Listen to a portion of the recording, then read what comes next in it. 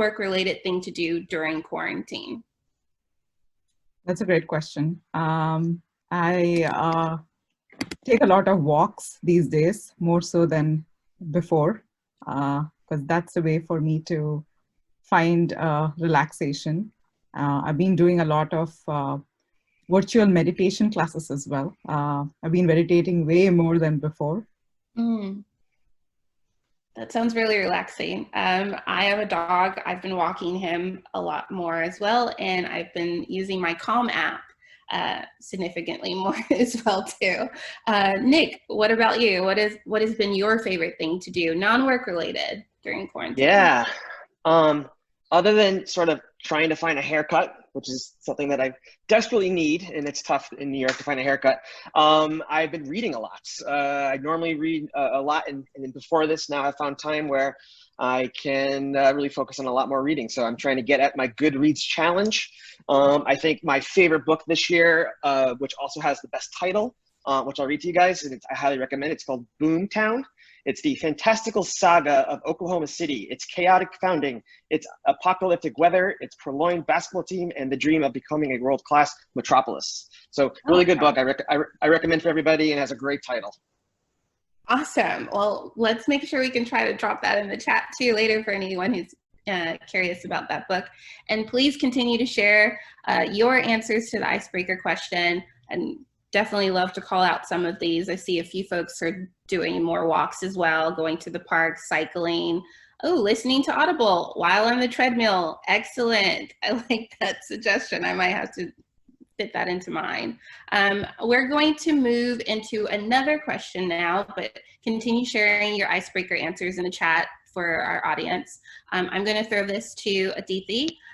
Could you please share what you've recently been working on in your role with Walmart Labs, something very exciting or something big that you are really proud of, the direction it's taking, or the accomplishment of its end if it just recently ended?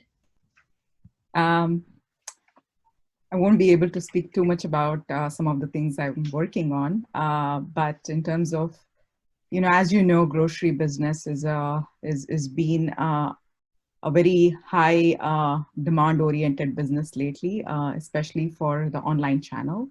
Mm-hmm. So a lot of the focus is how do we make sure that we give our customers the products that they are looking for in terms of inventory, making sure that the inventory is available for them to purchase, that they have slots available online for them to be able to make that purchase, right? So a lot of the focus is around how do we support the surge in demand that we saw during COVID, and what are the capabilities we need to build to support that.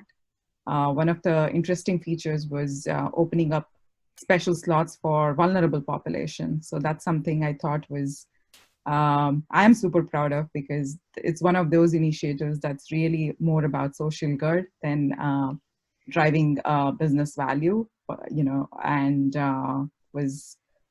it was great that we were able to help our customers who are truly in need. That is really awesome. And I've actually had a chance to use Walmart's delivery service on a recent visit to Connecticut. And I noticed the offering of the early hour delivery time slot for vulnerable members of society, as well as the ability to go and pick up, and how efficient that process was really impressive to me, because it's clearly a very busy time for services like Walmart Grocery that allow you to order something or have delivery of your groceries, especially during the current state of with the pandemic. So very interesting feature. I see that we've got Natalia on. Hi, Natalia. Natalia, are you on? Oh, I guess she's getting her technology set, but if she does join, we'll hopefully be able to throw this question to her. Nick, can you please share with us what you have recently been working on at K-Health? Yeah, it has been a short time at K, being I just joined about a month ago, but really hit the ground running, especially during this time, as COVID is obviously top of mind for everybody, and health and sort of thinking about how you could get support for your health needs for COVID, let it be COVID or something else. And while, especially in New York for the longest time, you really, weren't leaving your apartment, you really should still sort of stay in and make sure you have your protection on, but you weren't going to the doctors. And everything top of mind was COVID and sort of getting assessments for that. And while there was still other medical things happening in the world, especially in New York and in the United States. So one of the things I've been thinking about with the app is starting to think about sort of what is the purpose or the intent for a user coming to K? Multi-intent type of experiences. Maybe it's coming in to get a COVID assessment. Maybe it's coming into I'm not feeling well. I don't know why. And so I want to sort of understand what my symptoms could be so we can give you a recommendation for what it is. Maybe you're just coming in to refill a prescription. That's all you really want to do, or all you really know about K at first. So really thinking about how we get users into the app and then into that sort of core experience that they're looking for. Getting that so they can quickly go and refill their prescription and have it shipped to them or picked up. And then from there, sort of then let people sort of explore and understand all the other great benefits of K. So really the idea is trying to, for people who are coming with an express intent, other than just organically downloading the app on their own, is trying to figure out how we can get them into these experiences as quickly as possible. So they're not frustrated and they're really getting what they're coming in for. So knocking down barriers to kind of get people into the experiences they're looking for is one of the main things that I've been thinking about. It sounds really exciting and challenging, I would imagine, considering how during this current time, telehealth and telemedicine is seeing a ramp up of attention. I'm sure people have dabbled here and there before, but as far as consumers go, but I think now is clearly a very paramount time for most of our society to understand their options, Yes. especially during this pandemic. There was a question that was raised in the chat that I want to throw over to Aditi. Ceci is asking, how did user behavior change during quarantine times in relation to the Walmart grocery app usage, if you can share? Yeah, absolutely. I think some of you might already know that demand for certain types of products shot up significantly. The toilet paper is a very good example of what we saw early on, right? So there are certain select products where there's a huge surge in demand that we saw. Also related to that would be the hoarding behavior that we saw earlier on in COVID. Things have changed a little bit more once it's stabilized, but because of panic buying, we saw a lot of hoarding that happened, which means there was a huge stress in inventory, as I said earlier, and also in terms of slots, being able to support that, right, the increased demand. Second is we saw a huge surge in new users because of the people who may not have been willing to shop online. Now we're choosing that as a channel. So as a consequence to that, we didn't have to really spend as much on user acquisition any longer because we were getting them for free. So surge in new users is a second behavior shift. Whether that continues to hold in terms of retention is something that only time will tell. Well, I can imagine that for your counterparts who work on acquisition, it does feel good to not have to spend as much budget. But something we'll get into in the discussion hopefully later is in regards to how the impact of COVID-19 has this interesting kind of push for user and app engagement, and what that looks like during, but most definitely what it's going to look like post COVID-19 as well, and how that's going to change the way things that you're actually implementing now or trying or testing or seeing now might differ in the future. And so before we move into the general topics that we wanted to discuss with the panel, panelists today, I'm going to go ahead and ask Natalia, who has joined us, to share her icebreaker question answer, and then also to share what she's currently working on. So welcome, Natalia. Could you please share with us what has been your favorite thing to do during the quarantine that's not work related? I'm glad finally being able to join. During the quarantine, I've been struggling, frankly, with the technology, as probably some of us, and technology both professionally, but also keeping my kids on track with school. So firstly, you said the icebreaker, what I enjoy, or like, can you repeat as far as the quarantine, or what I learned about myself in quarantine? Or what's your favorite thing that Can you hear me? Yes, what's your favorite thing that you've been doing during quarantine that's not work related? My favorite thing that I started to do is baking. So I like art and science in there, as I am, and that's actually a good lead to the intro. So I've been, my experience with the app engagement is on the product marketing side. So in the past, I've been with the Audible. It's Amazon audiobook subscription marketplace, as well as with the Grubhub and Seamless. So where I was responsible for product marketing, app engagement, as far as the lifecycle marketing. So I think the marketing is both art and science, and I think maybe that's my love suddenly for baking during the quarantine. What's been something amazing that you've baked that you were surprised that it turned out exceptionally well or good? Like healthy muffins that I don't feel guilty of eating. They actually That sounds good. I'm sure plenty of us have been eating things that we normally wouldn't, but cravings come into play during quarantine, so it's all right. Well, thank you, Natalia, for joining us. We're excited to get right into the discussion with everyone. So I think that it's really important that we start here with user onboarding.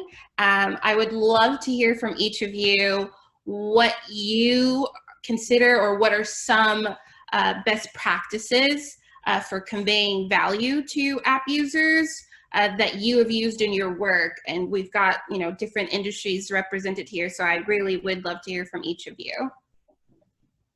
And we can start with Nicholas. Do you mind starting on the answer? Yeah, definitely. Yeah, some of the advice I'll give may sound obvious, but I think it's really important. And so, Brittany said it before. It's really trying to give value to the user for why A, they should go through screens if that's how you're doing your onboarding, and B, why would you sort of give personal information or even opt into things like push notifications, locations, all those kind of things. So I always try to provide a reason for why someone should say, for instance, yes to a push notification. So in many cases, especially at K, what we like to do is actually, for some of these things, we defer some of those requests to later on in an experience or in the funnel, so there's more context. You could explain value, but sometimes it's always nice to have that contextual moment to be able to sort of have someone opt into something. So if you are in the K app and you are about to go speak to a doctor, or you're going into that flow of speaking to a doctor, that's when we will sort of pop an alert saying, hey, would you like a push notification to know when your doctor is ready for you? So there's value there. And it's, and I also think about if it's too complicated to explain your onboarding or why you're doing something in onboarding, then maybe it's better to rethink the message and maybe even consider deferring it to a later moment where there is that contextual moment. So for us, imagine, it'd be nice for you to give us your location, right? But really what we're going to do is we're going to provide the most value when you're looking for maybe if you're looking for a COVID testing location, well, then that makes sense to sort of give your location because it's in the moment and it makes sense that you need to know where I am so I can give you those best locations. The last thing I would say is I really recommend experimenting with deferring some onboarding type experiences, asking it later, especially if you know what the intent of the user is coming in. So if you know that you've done a really good job of acquiring someone offline about a very specific experience, or sort of off platform or off the app about a very explicit experience like refilling a prescription, and you're offering someone to immediately go download the app and get into it, well, then you have a good chance of knowing that that person is really going to do the next step, which is picking a location or doing whatever next steps you need to do. So one concept is deferring even the onboarding experience entirely. Maybe have a concept of a post board where you actually sort of ask these questions later on when the user has actually completed the entire experience that they really are coming here to do. So I think there's something interesting about sort of rethinking sort of those three screens in the beginning and start to sort of nuggetize it a little bit and drop it all over the experience. I see some heads nodding from your fellow panelists as well. Do either Aditi and Natalia want to share something in regards to their orgs in relation to what Nicholas was just sharing? I completely second Nick. I think he exactly said what I was going to say. I think to add a little bit more to what he said from the perspective of like online grocery, right, is, as he said, right, it's really about timely prompts for education and awareness. It's also about asking for like super basic information like upfront, and any other information like save that for later, and really focusing on getting users to pull the trigger, right? In case of online grocery, it's about, or any e-commerce world, it's really about getting them to place their first order, right? That's really the trigger you want them to pull. And also focusing on like having an intuitive interface, as opposed to always like, you know, educating and having more pop-ups, right? That could be the like sort of the third lever. A couple of examples would be, right, instead of asking for users to register or sign in when they download the app and when they come in, like saving that for at the time of checkout, if that information is truly needed. And even taking a step ahead of that would be allowing for guest checkout and not even asking users to register, right? That could be one solution. And maybe when they come back the second time, we could get them to give additional information they need. But there's certain other things like, when I say basic information, like asking location, so you show the assortment for the store near your location. So that's an information that you cannot ask later, because customers, if they build a basket and later on if you say, hey, actually, you know, for your store we don't have these items, that results in not getting everything they want. So that's very basic information that you do want to ask upfront, but tell them why you're asking this upfront. It's really to help them show the right assortment, right? That's the education part. A couple of examples here. Those are really great examples, Aditi, because obviously each of you have an app and a product that you ultimately want the user to complete a task or an action. In your case, ordering the groceries. In Nick's case, possibly scheduling or having that first visit with a medical provider, or going to a COVID-19 testing center, or even ordering prescriptions. And then with Natalia, with Grubhub, at least in regards to placing a food delivery order. So these points that you're each making are very astute to what onboarding should consider. Natalia, did you want to add something here in regards to the best practices you've used for onboarding and conveying value to app users?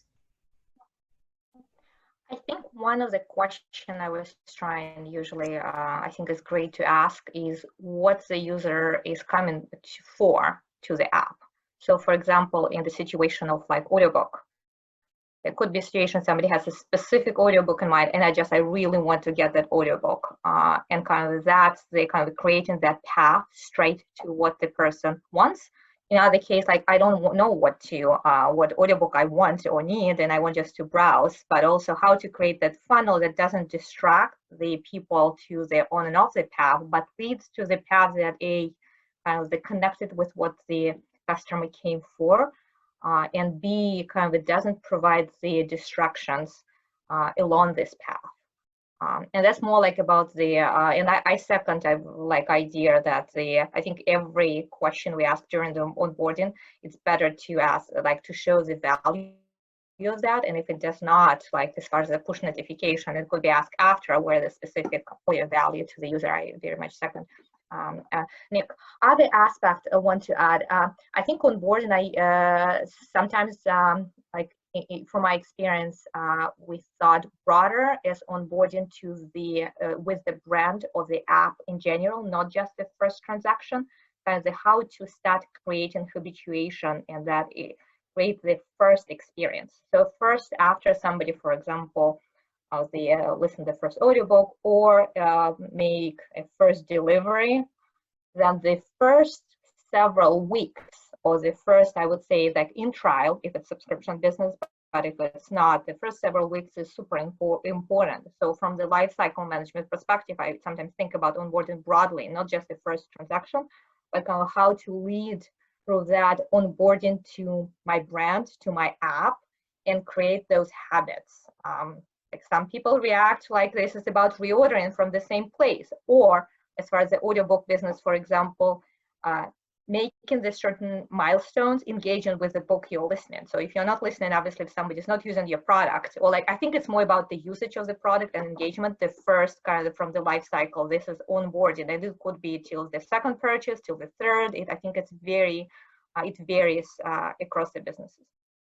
You bring up a very good point that each of you have somewhat touched on in discussing this answer, and that's personalization too, because the more personalized you make the information you're sharing, the more likely the user might have more of a habit built, and then the lifecycle marketing can kind of strengthen or dampen that usage. But with personalization, collecting user data is obviously important, and each of you have talked about, you know, having users opt in for push notifications, having users share their location data. So moving to the topic of personalization, what would you say have been some ways that you have approached or your team has approached making granular suggestions within the app based on the user's app activity after you've collected data from them? And I think I will start with Aditi on this one.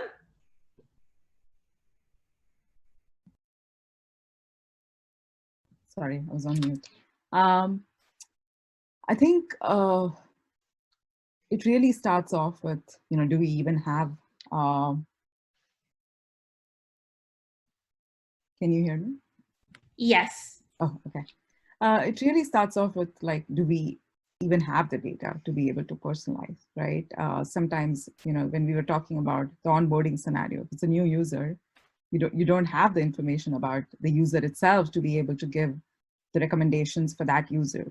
So in those cases, you will have to look at other types of data, which may be an example of that would be users who are similar to you. Maybe they're in your area, right? Maybe they purchase from the same store. So if it's, let's say, about a recommendation carousel that's showing best-selling items in your area, being able to show what others in your area have been buying, if it's like seasonal items or something, like there is an opportunity to look at analogous information from other users similar to you to be able to show the recommendations. That's number one. The second thing is the more, that really solves the problem of like not having the data to be able to show the recommendations. And the more recommendations you show, then the more likely they are to purchase. And the more they purchase, you get more data to be able to show additional recommendations. So in some ways, that flywheel effect, right, is what we're trying to create. And for that, I think data is really the first piece. And to break that problem of like not having that data, you can leverage similar like information. So that's like number one. Second, I think is really understanding, right, the cohorts and being able to leverage the segments of, you know, users, and being able to personalize maybe at a segment level if you cannot do it at a one-on-one level. That's maybe like sort of the second idea there. I definitely feel that as a app user myself, I usually opt out of push notifications, and I also am very wary to give my location data Generally, obviously, I keep it on for my ride-sharing apps, of course, or at least while in use. But for other apps, I generally turn it off, and only when I'm prompted to is when I'll remember to turn it back on. So I can understand how each of you probably would agree with Aditi on the difficulty of sometimes having the data that you want to be able to use to personalize that experience and those suggestions that you could be making in app based on the user's activity. I imagine that this would be really complex or a bit challenging for you, Nick, with K-Health, especially around the parameters of, you know, privacy when it comes to a user's health information. Yeah, it is. And I think a big part of all of this onboarding and personalization is developing trust with your user and expressing trust and showing the fact that you should trust me to be able to give me this information. On one hand, if you're coming to K, unless you're sort of just exploring around, you may be coming here specifically because you're not feeling well or you have symptoms or you want to talk to a doctor. And so we want to make sure we don't take advantage of that trust as well. So we ask you questions as part of as a health symptom checker. And we want to make sure we ask some very specific questions to get a very specific output for you. So one of the things that I'm always thinking about when collecting data, especially on a granular level, as far as asking questions or surveys or those kind of things, is I'm always trying to think about how many times have I asked this person to give me information? Am I asking too many times? Is it the second time they've come here and now we're asking them a second question? And even if there's a lot of relevancy and value there, you still want to make sure you're not feeling giving fatigue to the user so they sort of stop wanting to come back or even answer these questions. So I'm always trying to think about, if we're going to ask an explicit question to someone, what exactly am I going to do with that information? And I should do something with that information. I'm not just going to collect data just to have that information around research, because there's times and places in other ways to do that. But on platform or on the app, when you're coming in, especially when you're not feeling well or you want to go talk to your doctor, it's probably not an appropriate time to sort of ask some questions that I'm going to use to personalize a carousel or push notifications. So I'm really thinking about sort of like when's the appropriate time to ask, when to ask, and give that sort of value. And then I start to think about how are different ways to experiment across different surfaces inside of the app. I think of apps as sort of, yes, it's a binary that you download and you put on your phone and it has all these different tabs maybe, but I'm always thinking about them as different surfaces and different places where myself or different parts of the team could actually use to then sort of personalize and send messages or display the appropriate message to our users. So yes, medical is very, very personal. But if I do get over time to tell someone that, someone that has anxiety and that's part of sort of the issues that they're having and we can help them,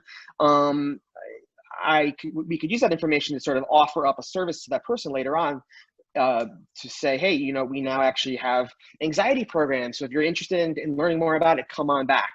And for me, it's all about really sort of developing that trust. And then once you do that, over time, users will be more likely to give you information, and that will sort of allow you to kind of continue personalize and really sort of provide that very explicit value to them for something that they could opt into. I think that you bring up a point that I want to raise in a question to each of you too, and perhaps Natalia can lead on answering it next. But do you feel that with the impact of the coronavirus of COVID-19 that app users perhaps right now are more willing to share information and more willing to share their data and opt into things and not be as concerned about privacy because of the increased reliance on apps and or products that allow them to make their lives a bit easier while staying in place and home? Or do you think that it's kind of been a mixture of hesitance as well as like fully openness to sharing information in order to reap the full value of what an app is going to provide? And in each of your industries, I would love to hear if you have like an example too to speak to that. Natalia, would you kick it off? I think I will start with, I mean, firstly, I don't have any observations or data specifically on that to back up. So I would just say hypothetically what I think. I think it comes down to what are the product and services became more relevant to them during these times. And if the product and services are relevant, then it's the communication they are sending also become more relevant, especially if they are presented, marketed at the right time, and the right message at the right time. So that's probably the broad. I don't know if they specifically that over. I think it's too general. Would be general to say across the board, people are more open or less. It's highly dependent on the product and service. And what do you think, Aditi? Yeah, I don't think COVID necessarily would have changed that behavior as such. I think what I can see is there's two types of data or signals you can get, right? One is implicit information, the other one is explicit information, which you're asking the user to get it. I think when it comes to implicit, there is this privacy aspect where you want to only use data that you can actually use. And when it comes to explicit, it is really about telling customers the value of giving that information and how that information will be used and conveying that in a more effective way. And that those two are like fundamental tenets that wouldn't change whether it's COVID or not, right? So I don't think COVID as such would have changed any of this, but being more, practicing some of these fundamentals, I think will get us the information we need. And Nick, do you want to add to that? We've got two questions from the audience too pertaining to the topic at hand, but if you want to add something before I jump in with those questions from the audience.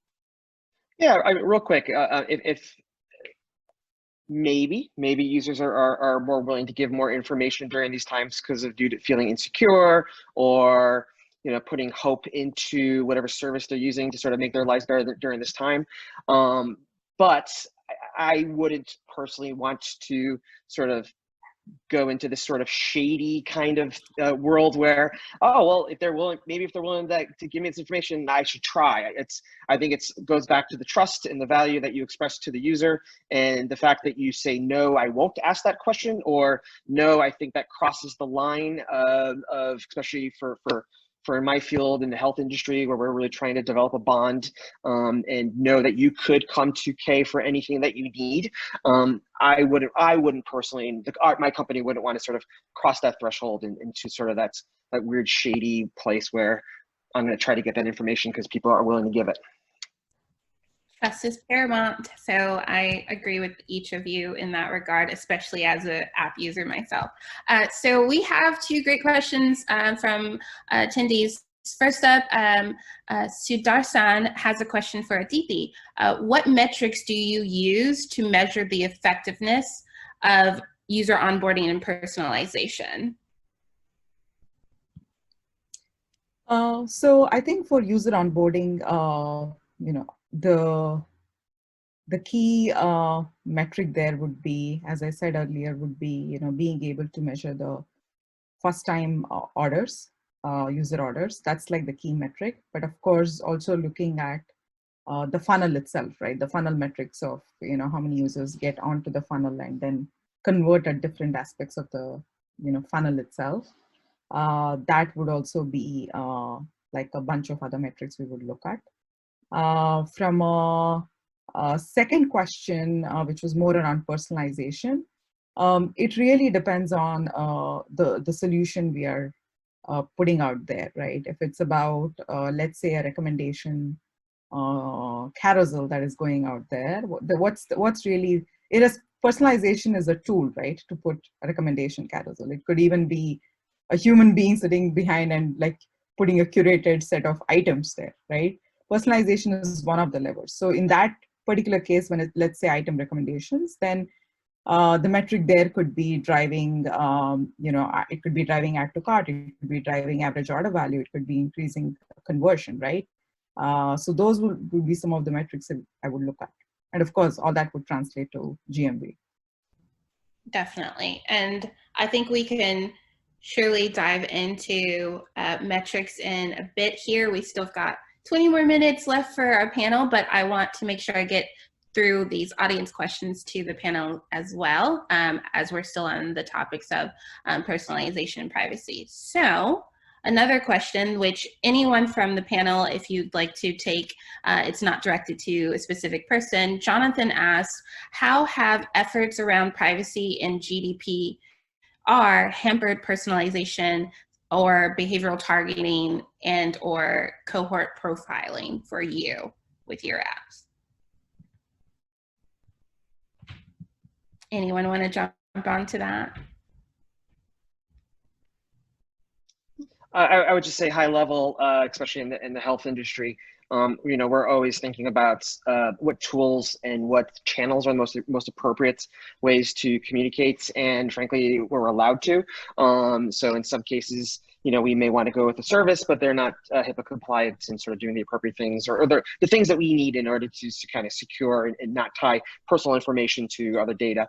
The other thing that's really interesting about K is we have a free version of our experience, free content. Basically, you go through a health dialogue, and you're then able to sort of answer a whole bunch of questions about your symptoms, and at the end of that sort of experience, we'll sort of tell you what doctors have diagnosed for people like yourself, and we are capturing that information. And in a lot of cases, especially with the free version, you're anonymous, and so we're capturing that information and using that as part of sort of our AI, our sort of algorithm for how our model for how we're kind of coming up with what we think the likelihood 60% chance that you have TMJ, and so here's some information on what people do when they have TMJ issues, and it may not even include going to a doctor, maybe an over-the-counter kind of thing.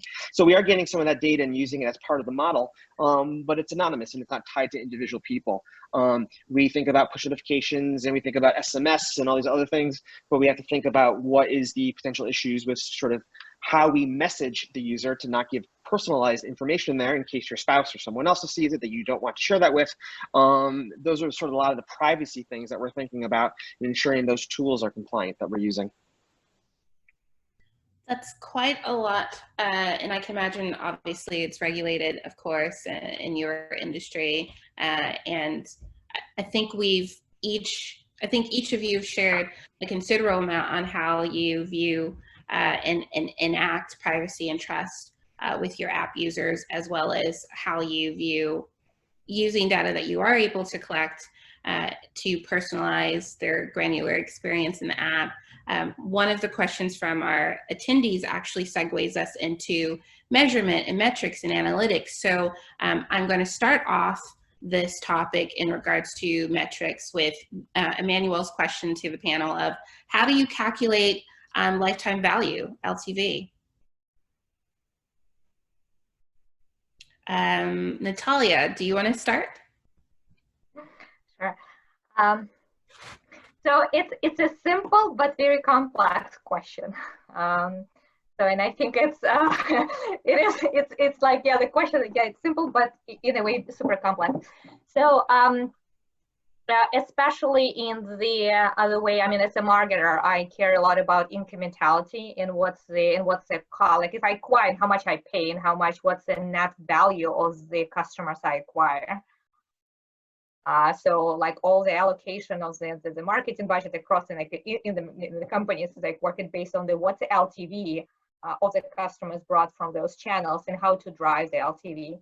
I mean, it's what I observed is being from like taking the time horizon and basically what's the value of this customer can bring to the business, and the time horizon can be from I mean, it depends on the business and how aggressive, and your finance partners, how aggressive you want to be. And this probably actually is a super important metric to understand how much you want to spend to acquire customers, and is it worth paying X dollars. Then also LTV can change. So if you, for example, you've observed that this channel brings this value, there's so many aspects can change. This like type of the customers at this LTV. like historically. The challenge, my personal challenge was with this metrics is sometimes people don't check, go back and check. We made this decision based on this LTV, but 3 years down the road, or 5, or a year, or a month, depending on your time horizon, how this customer actually generated. So this is very rare. I observed in the multiple. I mean, there is an attempt, but it requires organizational diligence to go back and how they understand and figure out the best ways. I think it is a very important metric, but there are lots of thoughts from the multiple part of organization needs to be put to set up it correctly, so it doesn't, because many decisions based on this metric. So complex answer to the simple question. That's the metric itself. Well, we actually have a follow-up to this question, which if Nick and Aditi also want to share how they're measuring LTV. Deborah is asking, what is the formula? Like, what is the math that you're using, if you care to share or can share on how you're measuring LTV with your particular app product? Natalia, do you want to address that follow-up, and then we'll go to Aditi and Nick with their answers on measuring LTV. Oh, Natalia, you're on mute. So the follow-up, at what point is BI analysis enough on it for AI or deep dive data science? This is there. I think I missed there. Oh, no, Deborah actually asked the question in chat. I'm going to get to Jonathan and Ceci as well, but Deborah was asking, what is the formula or what is the math that you're using to measure LTV? So, I mean, as far as what I observed, so as I said, I kind of from the experience. So it's basically expected revenue. So I worked with in a couple of situations, we worked with the data science to understand kind of based on the historical data, what's the projected revenues for this type of the customers. So primarily it was a bit of the specific models that the data science team used, and we can go discuss, not necessarily take this, it was more complex versus the specific formula. So Deborah, if you got that, there's a complexity to it, but we might be able to just drop in some information later towards the end of the panel for anyone else who's curious about formulas best used for measuring LTV. I want to get Aditi's response on how to measure LTV, and then we'll move to Nicholas, and then I'll get to the questions from Jonathan and Ceci. So Aditi, how have you used LTV as a measurement with the Walmart grocery app? Yeah, I mean, LTV is there's short-term metrics and there are like medium, long-term metrics, right? And LTV would fall into the medium, long-term metrics bucket. And the key aspect to figure out LTV is understanding how the retention curve looks like. So really understanding the retention rates. The rest of the inputs is pretty straightforward, right? Like knowing in the business of like average order value and frequency, those are inputs that you can make some fair assumptions around that. But understanding what the retention curve looks like for different cohorts of customers to be able to predict their lifetime value is where more of the data science models and those things come into play, right? You could always plug in a number. You could assume that it might be 6 months, it might be 9 months, but really if you want to get a correct value for your LTV, you need to know what the retention curve looks like. And for that, you need to rely on models.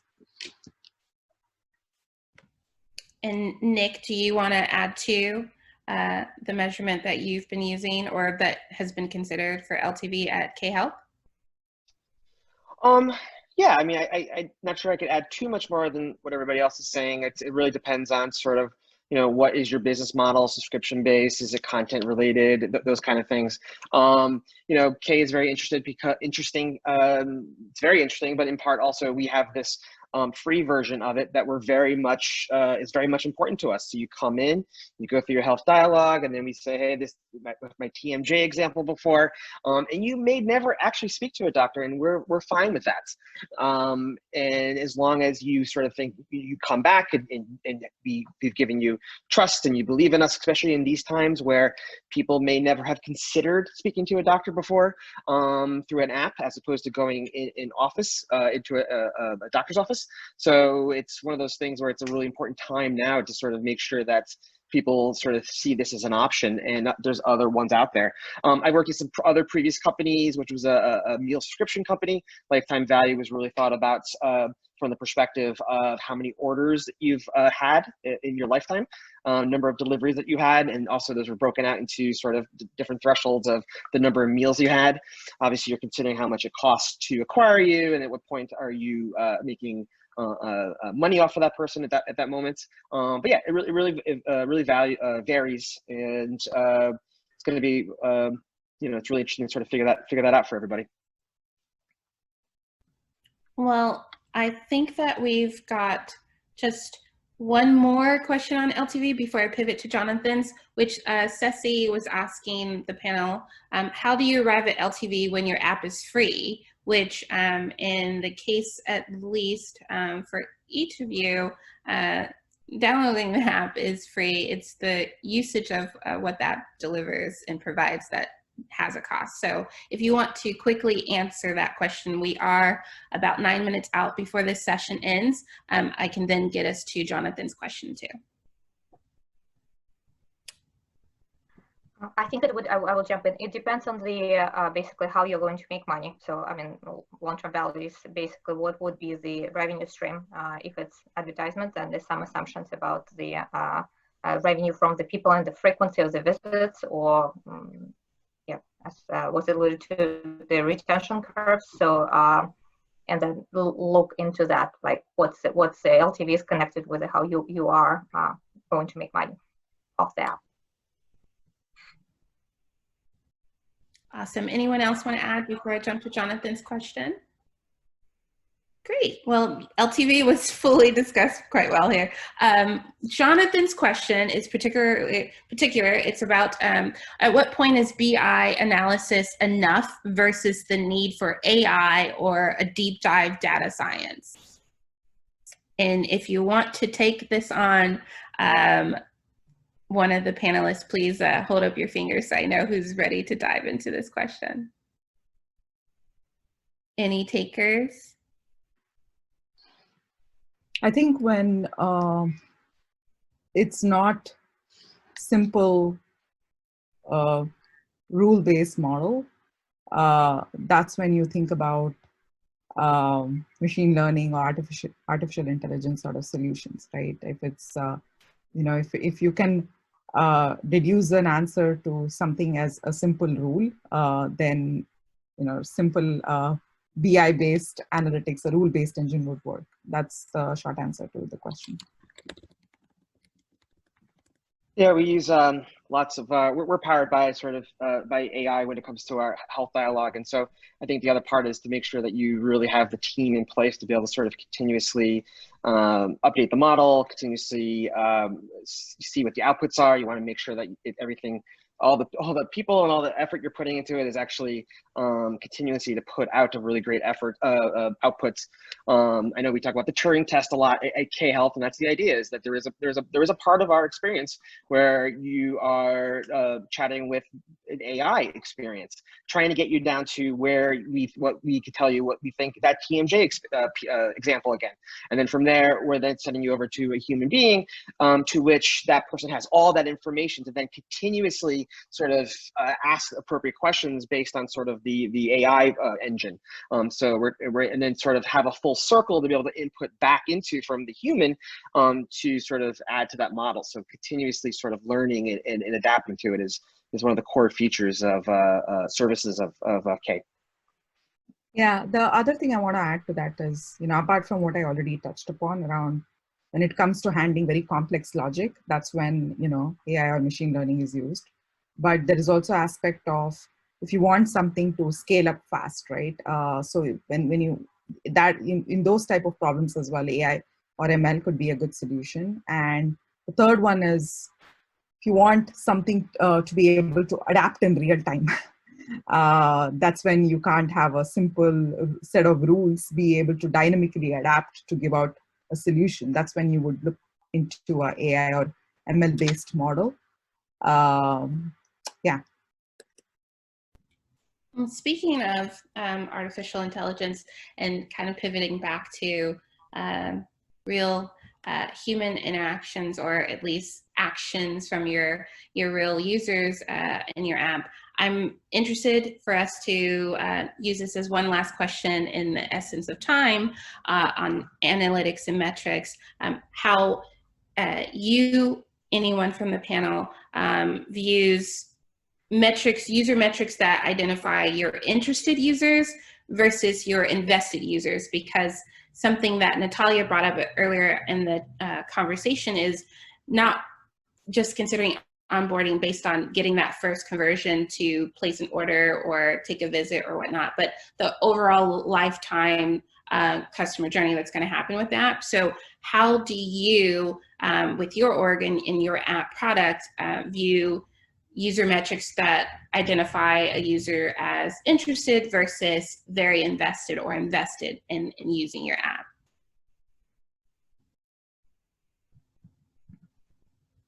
I mean, for Kay, it's very specific. It's around the number of, you come into the app, you start out anonymous, you go through a health dialogue, and then you may have like sort of come in with a complaint. You go through the dialogue, and there we kind of give you what you think, for people that you've answered that question, or those symptoms is what you might have.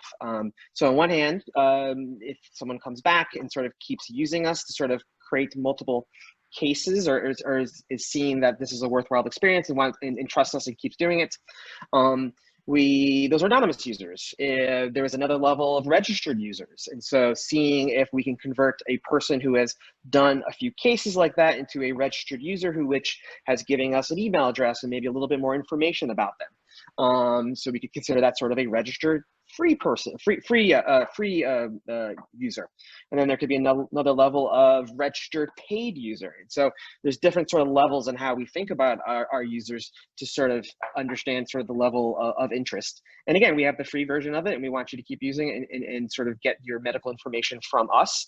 But then also, if you feel like there's enough value and then you actually do end up paying, and there's different levels of memberships that we have, it's another sort of level of sort of understanding your value. And especially if you're willing to give personal medical information that then makes the conversation more, makes the conversation with the doctor even more sort of in depth. So if I could get you to be even a free anonymous user, and then you register, and then you put in health information, and even if you're still not paid, you're starting to sort of show that you're invested in the products, you're invested in sort of the experience we're giving to you. And then hopefully it'd be nice if one day you kind of end up talking to one of our doctors.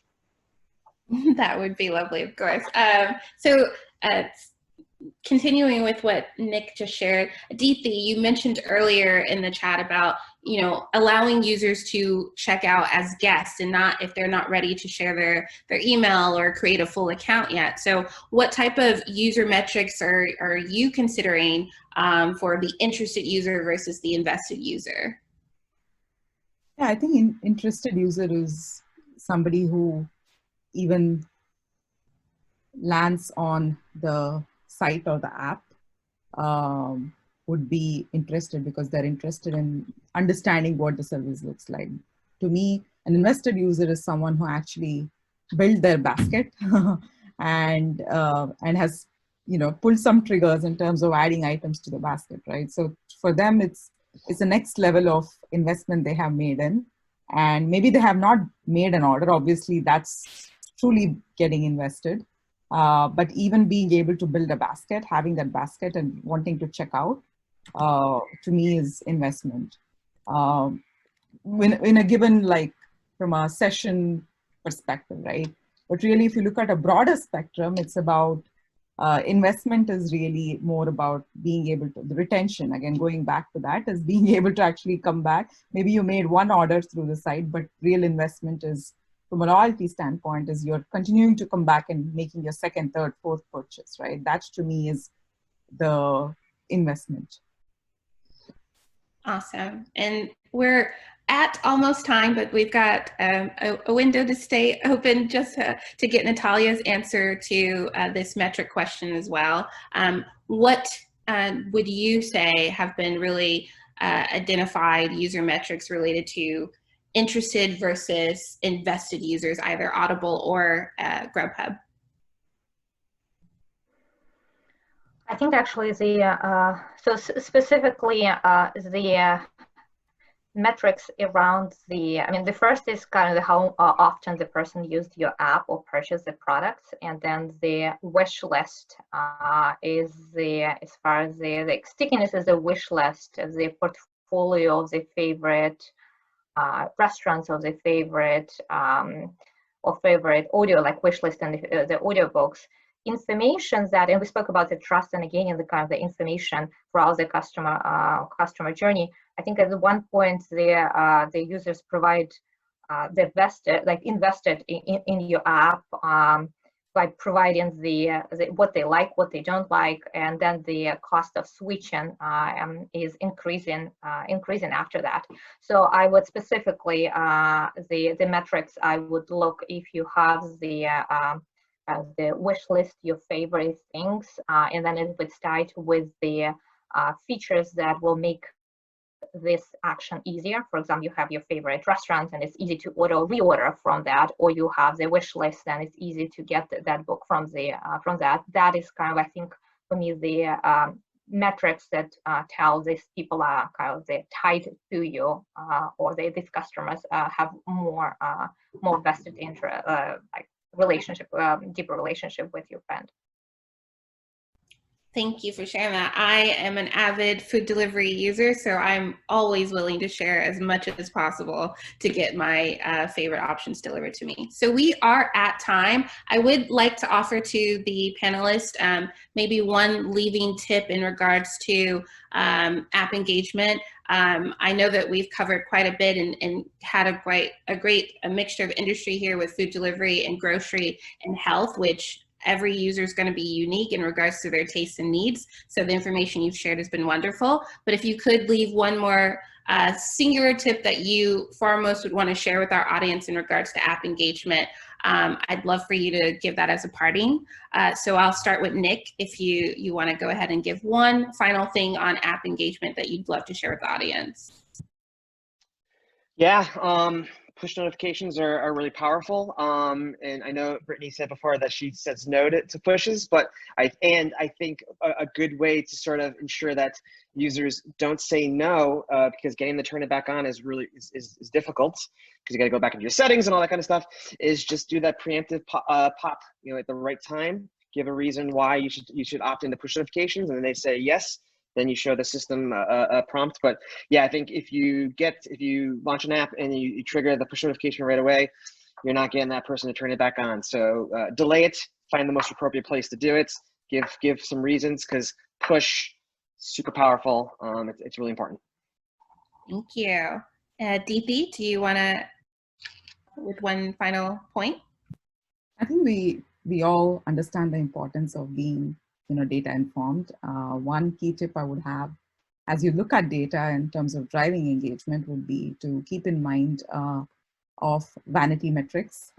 These things can really throw you off and make it look like your engagement is going up, and in reality, you want to be able to distinguish between what is a vanity metric versus a good metric, which is actually moving the needle from a medium to long-term perspective. So I would say take time in identifying what a good metric is, and beware of vanity metrics. Definitely. And Natalia, what's your final tip and point?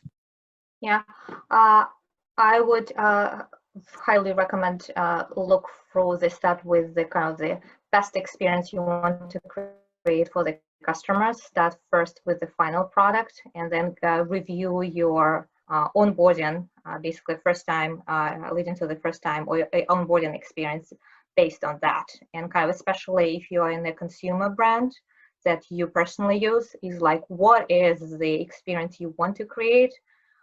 because sometimes in the being lost in the metrics, like this, the customer lens might slip away. And what is important for the people? What experience and brand you want to build? Definitely. As a former marketing manager at Uber Eats, the biggest thing that I always focused on was making sure that folks knew there was a separate app, was aware of the brand, and really felt that we were an extension of themselves, making it easy for them to receive their favorites from their local or mass restaurant QSR favorites as well. So for anyone still on, please visit the main page for this talk if you want to dive into the background of our panelists a bit more, and perhaps even connect with them on LinkedIn if you have additional questions perhaps that you wanted to ask that you weren't able to in this panel. And also just want to share with you a reminder that App Summit will be back on Tuesday next week with more content, and they'll be kicking off with a workshop on user acquisition using TikTok influencers, which everyone's been getting plenty of TikTok videos, I'm sure, during quarantine. Thank you again to all of our panelists, and thank you to the 36 participants who stayed on a little after 6. Fantastic. I hope everyone has a great weekend, and thank you again to our panelists. Thanks, everyone. Bye. Bye.